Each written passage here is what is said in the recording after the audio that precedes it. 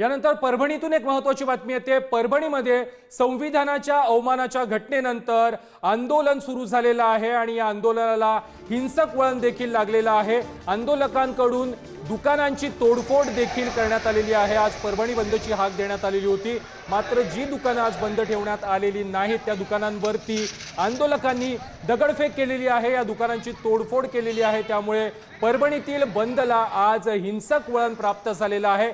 कालपासून परभणीमध्ये हे संपूर्ण प्रकरण सुरू आहे। तरुणाकडून दुकानांवरती दगडफेक आणि लाठ्याकाठ्यांनी तोडफोड देखील आज करण्यात आलेली आहे। शांततेत सुरू असलेल्या आंदोलनाला आता हिंसक वळण देखील लागलेले आहे। परभणी नांदेड रोडवर देखील टायर जाळून वाहतूक रोखण्यात आलेली आहे। या संदर्भात अधिक माहिती देत आहेत आमचे प्रतिनिधी अक्षय मुंडे। अक्षय, परभणीमधील बंदला आता हिंसक स्वरूप प्राप्त झालेलं आहे, सध्याची तिथली परिस्थिती काय आहे? नक्कीच काल परभणीमध्ये संविधानाची प्रतिकृतीची अवहेलना करण्यात आली होती। त्यानंतर आज परभणी बंदची हाक देण्यात आली होती। सकाळपासून शांततेत सुरू असलेले आंदोलन अचानक आज दुपारी हिंसक वळण लागले। हातात काट्या लाट्या घेऊन तरुणांनी दुकानांची तोडफोड केली। या ठिकाणी प्रचंड प्रमाणात दगडफेक करण्यात आलेली आहे।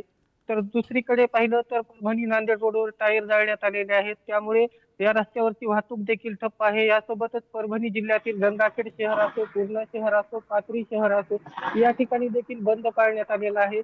एकंदरीतच पाहता आता परभणी शहरामध्ये आंदोलनाने हिंसक वळण घेतलेले आहे, त्यामुळे पोलीस प्रशासनासमोर या आंदोलकांना रोखण्याचे मोठे आव्हान निर्माण झालेले आहे।